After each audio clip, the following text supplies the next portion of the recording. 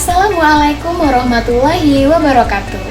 Anak-anak, pada pertemuan kali ini Ibu akan memperkenalkan diri terlebih dahulu. Nama Ibu Wike Wulandari. Kalian bisa memanggil Ibu Wike.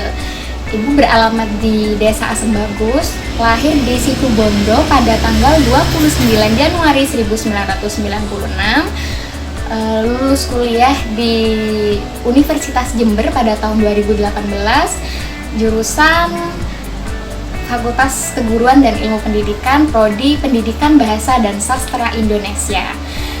Untuk selanjutnya, kita akan belajar bersama materi Bahasa Indonesia kelas 9. Ya, untuk materi pertama, apa ya kira-kira pelajarannya? Untuk mengetahuinya, maka simak video berikut ini.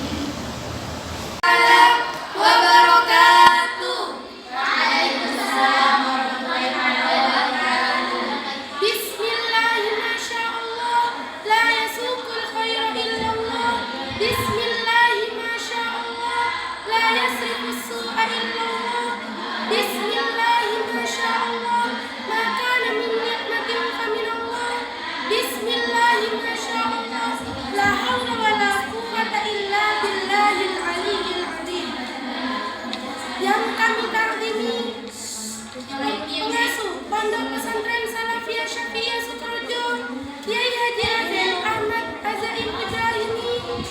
Yang kami hormati Kepala Sekolah SMP Ibrahimi 3 Sukorejo, Ibu Ziadatul Widat, Magister Pendidikan Islam. Yang kami hormati Dewan Guru dan teman, dan tak lupa pula teman-teman seperjuangan yang Allah mudah-mudahan. Puji syukur kita panjatkan kepada Allah Subhanahu wa Ta'ala, yang mana karena berkat dan rahmatnya kita bisa berkumpul di tempat yang penuh mubarakah ini. Shalawat serta salam kita panjatkan kepada junjungan kita Nabi akhir zaman, yaitu Nabi Agung Muhammad Sallallahu Alaihi Wasallam, yang telah membawa kita menuju dunia yang terang benderang. Berdirinya kami di sini bukan ingin menjadi bunyai, bukan sebagai perdana menteri, apalagi penjual nasi. Tapi kami ingin menyampaikan pidato yang berjudul menghindari pergaulan bebas untuk menjaga proklamasi. Teman-teman yang dirindukan surganya Allah. Ada yang tahu hubungan pergaulan bebas dengan proklamasi?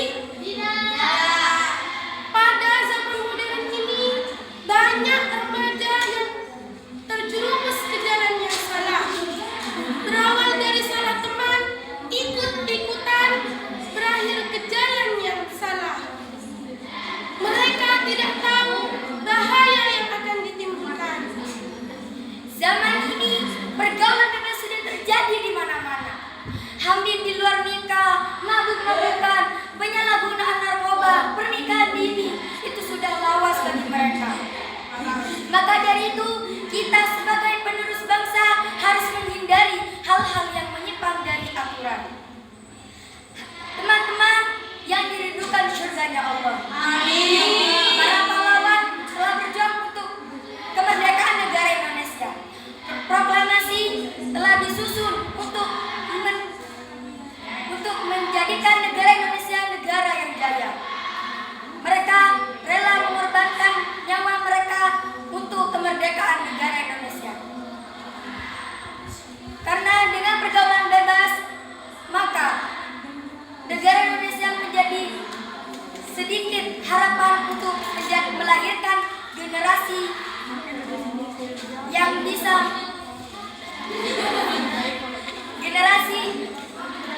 generasi penerus bangsa. Teman-teman yang dirindukan surganya Allah. Jika pergaulan bebas masih terjadi, Indonesia tidak akan bisa menjadikan negara ini negara yang maju. Oleh karena itu, kita sebagai para penerus bangsa harus berpikir bagaimana Indonesia di masa yang akan mendatang, karena kita lah masa depan Indonesia. Kita harus menjauhi pergaulan bebas, menjadikan Indonesia negara yang lebih maju bagaimanapun caranya itu. Teman-teman sekalian seperjuangan, mari, siapkah kalian menjaga proklamasi? Siap! Kita harus siap menjaga proklamasi untuk menjaga negeri ini. Mungkin hanya itu yang dapat kami sampaikan.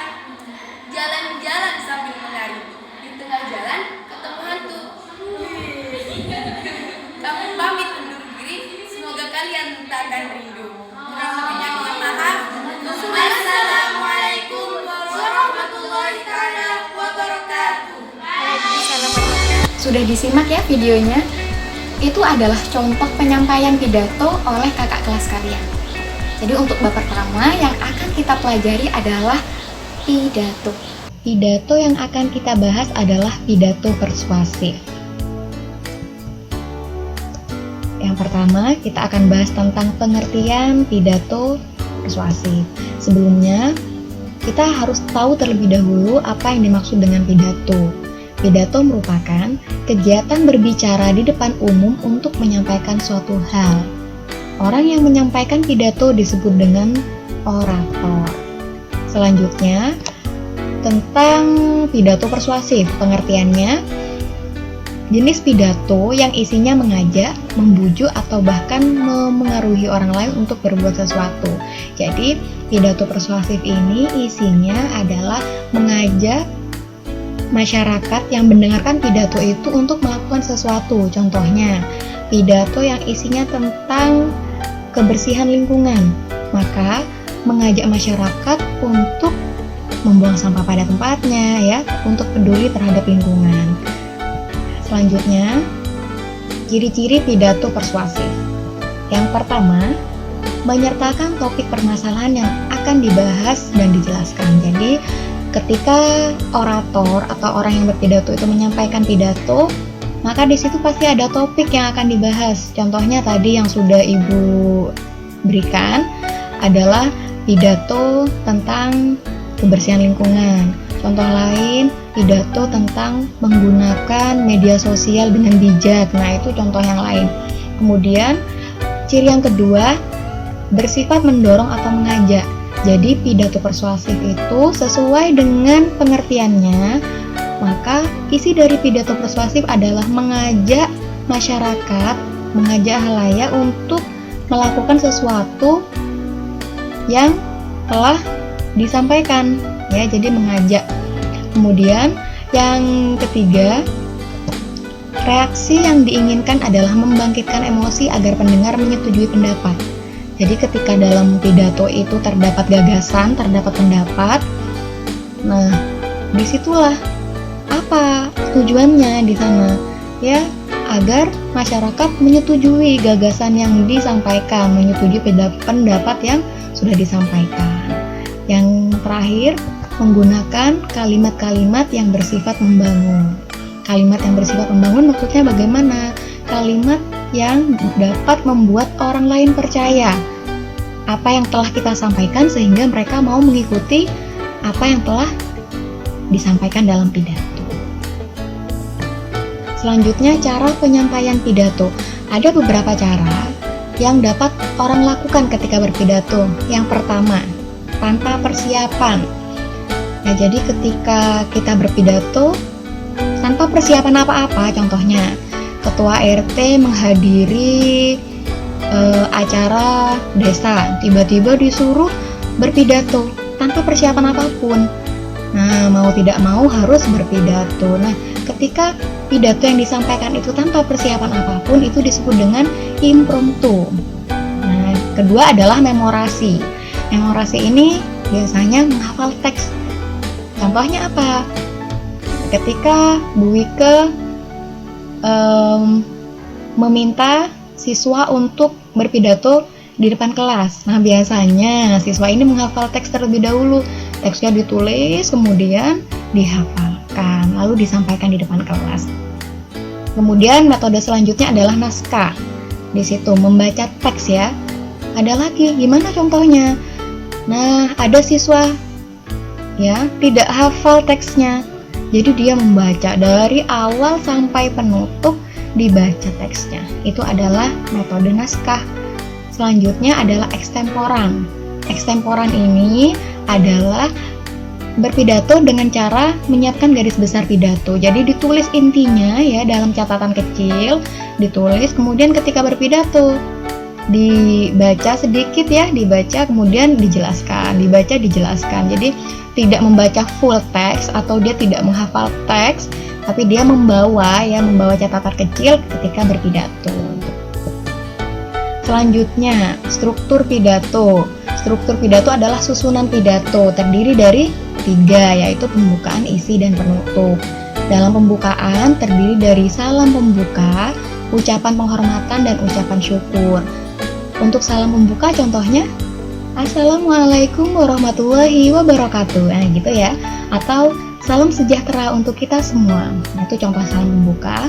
Untuk ucapan penghormatan, contohnya, yang kami hormati Kepala SMP Ibrahimi 3 Sukorejo, yang kami hormati Dewan Guru dan Staf TU, serta siswa-siswi SMP Ibrahimi 3 Sukorejo yang saya banggakan. Nah, itu adalah ucapan penghormatan. Contohnya gitu ya.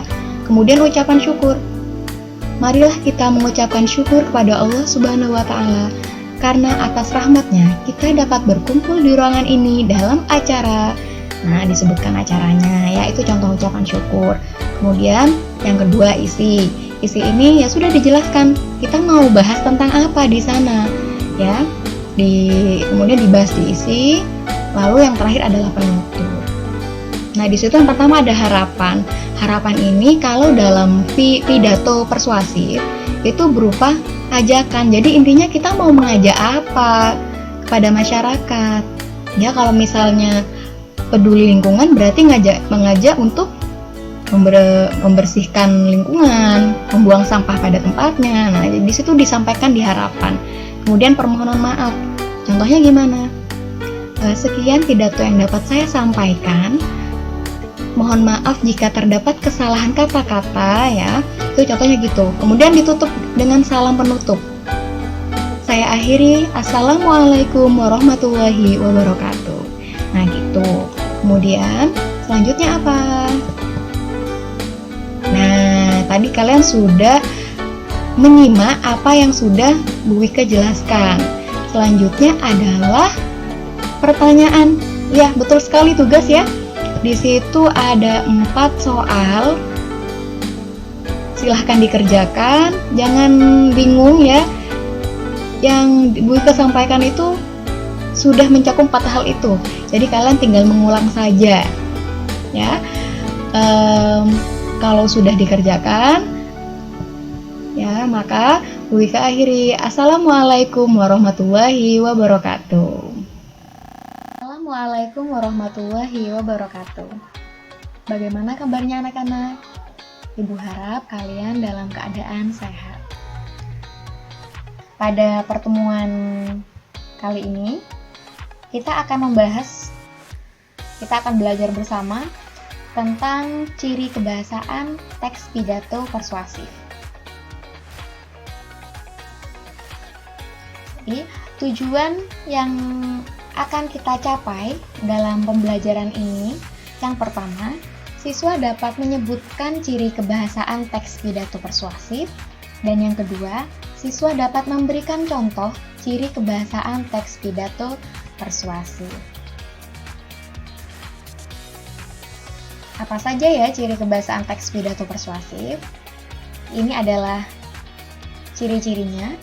Yang pertama, menggunakan kalimat aktif. Yang kedua, menggunakan kata sapaan dan kata ganti orang kedua. Yang ketiga, menggunakan konjungsi yang argumentatif, menggunakan kata-kata rujukan, menggunakan kata-kata benda atau nomina. Selanjutnya, menggunakan kalimat ajakan atau persuasif, menggunakan kosakata bidang ilmu atau istilah, dan yang terakhir menggunakan sinonim.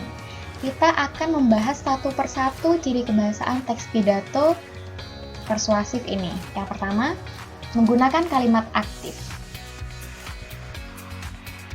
Kalimat aktif itu adalah kalimat yang di dalamnya menjelaskan bahwa subjek kalimat melakukan pekerjaan atau aktivitas.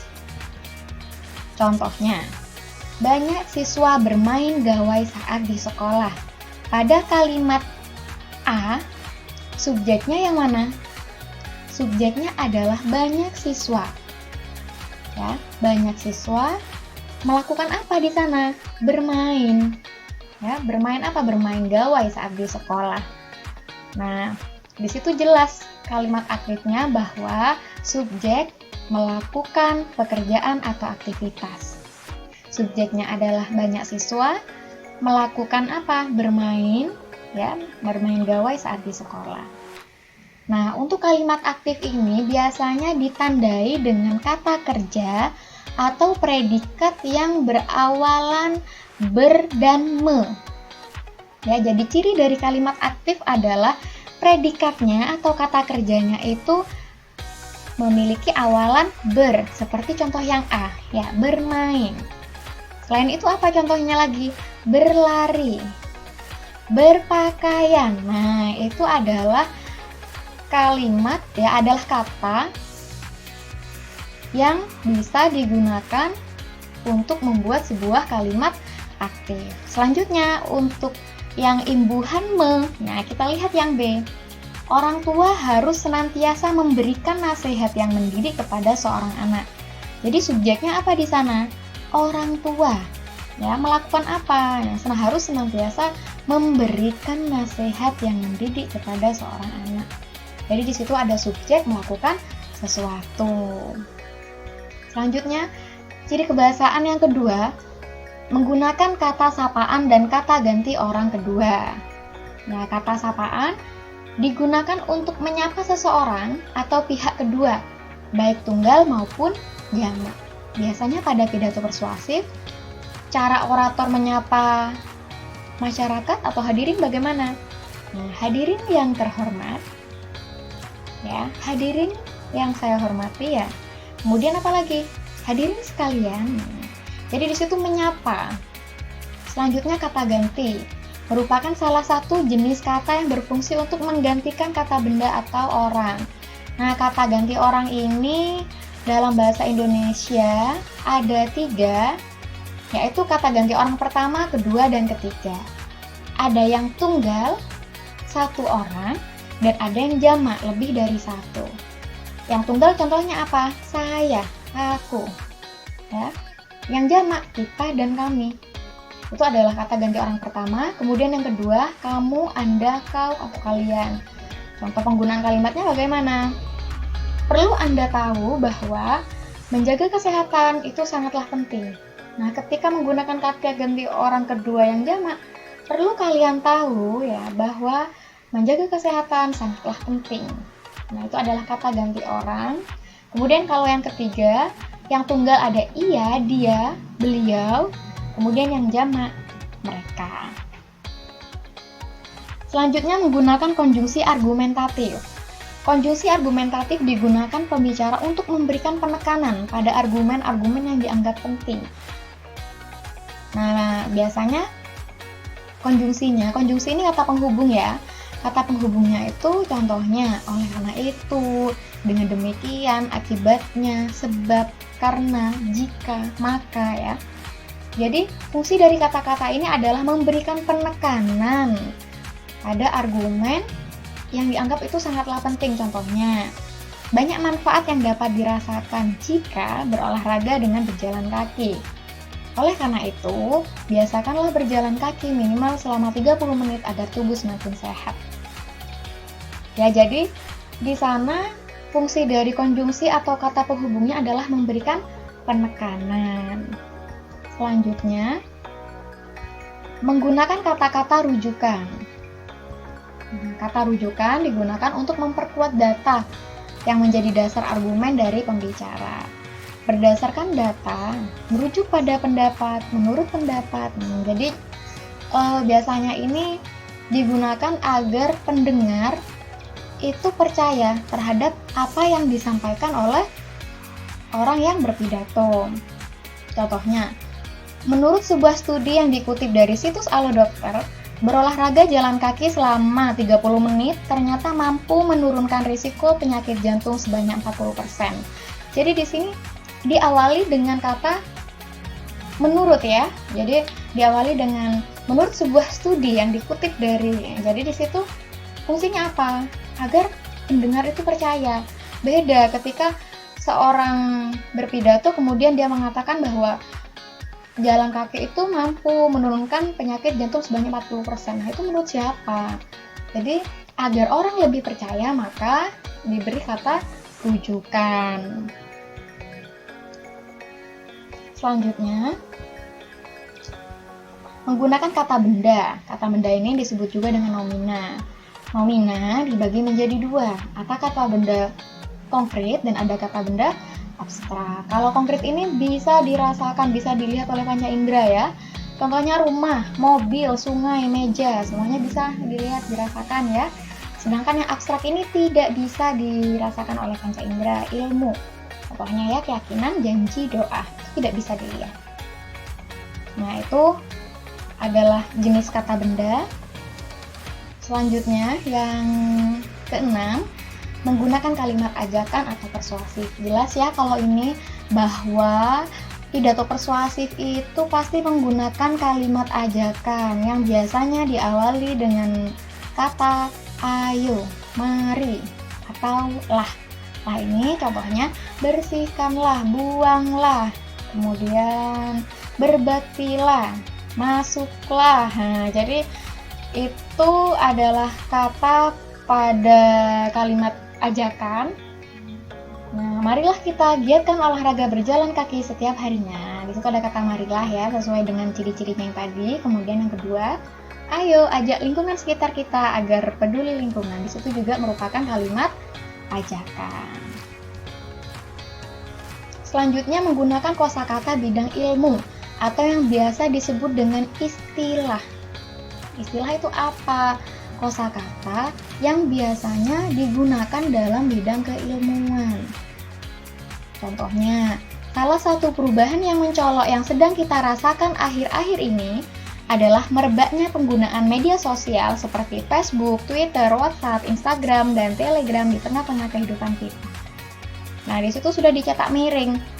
Kenapa? Karena kata-kata tersebut merupakan istilah dalam bidang komunikasi ya di sekarang itu. Ya, jadi ada media sosial ya. Jadi jenis-jenis media sosial menggunakan istilah yaitu ada Facebook, Twitter, WhatsApp, Instagram, dan Telegram. Kemudian, ciri yang terakhir adalah menggunakan sinonim. Tahu ya apa sinonim? Ya, sinonim itu adalah persamaan makna kata. Nah, contohnya, Indonesia akhirnya membuka asa untuk tampil pada final Piala Uber tahun ini. Asa itu apa? Ada asa itu harapan. Sinonim ini bisa kita lihat juga ya di kamus. Jadi, sinonim itu adalah persamaan makna kata. Nah, itu adalah 8 ciri kebahasaan dari teks pidato persuasif. Selanjutnya, seperti biasa, nah jawablah pertanyaan di bawah ini ya dengan tepat. Ada tugas, silahkan dikerjakan sesuai dengan apa yang sudah Ibu jelaskan sebelumnya ya. Jadi di situ ada 4 pertanyaan. Kalau sudah dikerjakan, maka terima kasih atas perhatian kalian semua. Ibu tutup. Assalamualaikum warahmatullahi wabarakatuh. Assalamualaikum warahmatullahi wabarakatuh. Bagaimana kabarnya anak-anak? Ibu harap kalian semua dalam keadaan sehat. Hari ini kita akan belajar tentang menyimpulkan teks pidato persuasif. Tujuan pembelajaran pada materi ini, yang pertama, siswa dapat menjelaskan langkah-langkah menyimpulkan teks pidato persuasif, dan yang kedua, siswa dapat menyimpulkan pidato yang dibaca atau didengar menggunakan bahasa Indonesia yang sesuai dengan ejaan bahasa Indonesia.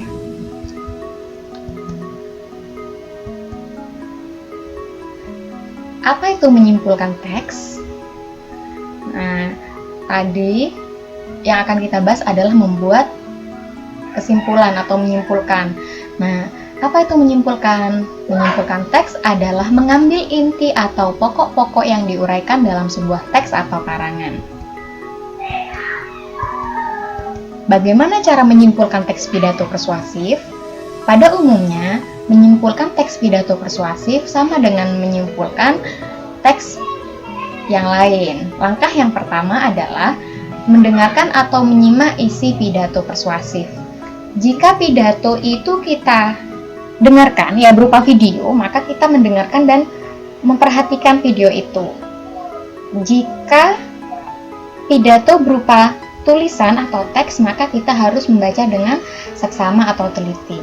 Dalam hal ini perlu konsentrasi yang cukup tinggi, baik itu menyimak melalui video ataupun tulisan. Yang kedua, langkah selanjutnya menentukan topik pidato persuasif. Topik ini biasanya disampaikan orator sebelum dia menyampaikan isi pidato, dan pada saat itulah kalian tulis apa yang akan dibahas oleh orator atau orang yang berpidato. Selanjutnya, mencatat ide pokok dalam pidato persuasif. Ide pokok adalah inti dalam setiap paragraf. Jadi, ide pokok ini perlu kalian tulis juga agar nanti pada saat merangkai itu menjadi lebih mudah. Karena tahap yang terakhir adalah merangkai atau mengembangkan ide pokok menjadi sebuah paragraf. Nah, untuk selanjutnya kita akan membahas macam-macam ide pokok. Ide pokok itu terbagi menjadi 3, yaitu deduktif, induktif, dan campuran. Deduktif adalah paragraf yang ide pokoknya terletak di awal kalimat ya, di awal paragraf, kalimat yang terdapat di awal.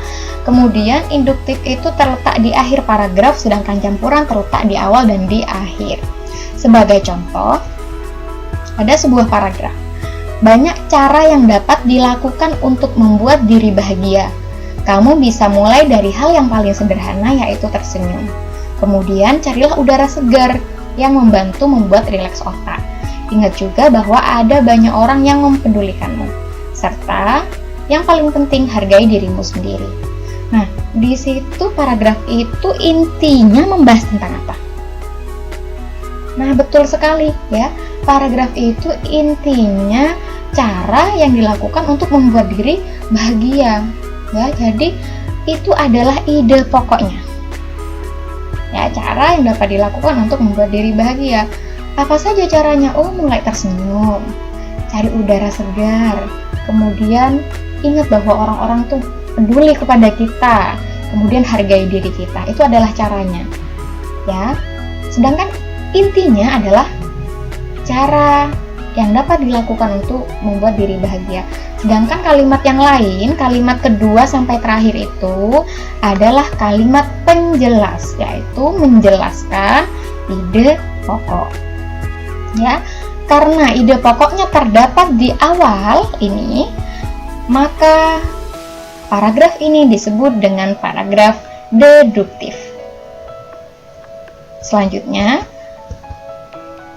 ada sebuah paragraf, terlalu memikirkan masalah akan membuat kita semakin sedih. Sebaiknya kita fokus untuk menyelesaikan masalah. Tidak perlu menggerutu yang berlebihan. Tetap semangat dan mintalah bantuan kepada orang terpercaya jika diperlukan. Itulah beberapa cara mengatasi kesedihan karena terlalu banyak masalah. Nah, kembali lagi, inti dari paragraf ini apa? Nah, intinya adalah cara untuk mengatasi kesedihan karena terlalu banyak masalah. Ya. Nah, cara mengatasi kesedihan, caranya bagaimana? Ya. Jangan terlalu memikirkan masalah itu, fokus untuk menyelesaikannya ya. Kemudian minta bantuan. Nah, kalimat-kalimat yang ada di awal itu sebenarnya menjelaskan kalimat inti yang berada di akhir. Nah, karena ide pokoknya terdapat di akhir paragraf, maka paragraf ini disebut dengan paragraf induktif. Contoh selanjutnya, orang tua dan tenaga pengajar dianjurkan untuk memprioritaskan pendidikan karakter kepada anak-anak. Jika anak memiliki karakter yang kuat, maka anak akan berperilaku positif. Dibutuhkan kerjasama antara orang tua dan guru agar penerapan pendidikan karakter bisa berlangsung efektif. Dengan demikian, peluang keberhasilan dalam membentuk karakter anak yang tangguh akan tercapai. Jadi, penting bagi orang tua dan guru untuk mengutamakan pendidikan karakter dalam pendidikan. Nah, cari lagi, ini intinya tentang apa paragraf ini? Nah, intinya ini tentang orang tua dan guru harus menanamkan pendidikan karakter pada anak. Tahu dari mana? Taunya dari ini ya, kalimat yang pertama dan juga kalimat yang terakhir. Nah, kemudian untuk kalimat yang kedua sampai tercapai ini adalah kalimat penjelas, yaitu menjelaskan bahwa orang tua dan guru itu harus menanamkan pendidikan karakter pada anak. Jika dalam paragraf ini ide pokoknya terdapat di awal dan di akhir, maka paragraf ini disebut dengan paragraf campuran. Ya, kita perlu tahu cara menentukan ide pokok, karena dengan menentukan ide-ide pokok kita tuh akan lebih mudah dalam menyimpulkan. Nah, selanjutnya, jika kalian sudah tahu langkah-langkahnya, maka simaklah pidato persuasif yang akan Ibu tayangkan, kemudian kerjakan soal di bawah ini sesuai pidato yang sudah kalian simak. Ya, nanti kalian menulis topiknya apa, kemudian pendahuluannya silakan ditulis, isi dan penutup. Sesuai dengan apa yang telah kalian simak. Warahmatullahi wabarakatuh. Alhamdulillahirabbil alamin, wassalatu wassalamu ala asrofil anbiya'i wal mursalin wa ala alihi wa sahbihi rasulillahi ajma'in. Amma ba'du. Pertama-tama dan yang paling utama, marilah kita panjatkan puja dan puji syukur kita atas kehadiran Allah Subhanahu wa Ta'ala, yang mana berkat rahmat dan karunia-Nya saya dapat berdiri di sini dalam keadaan sehat walafiat.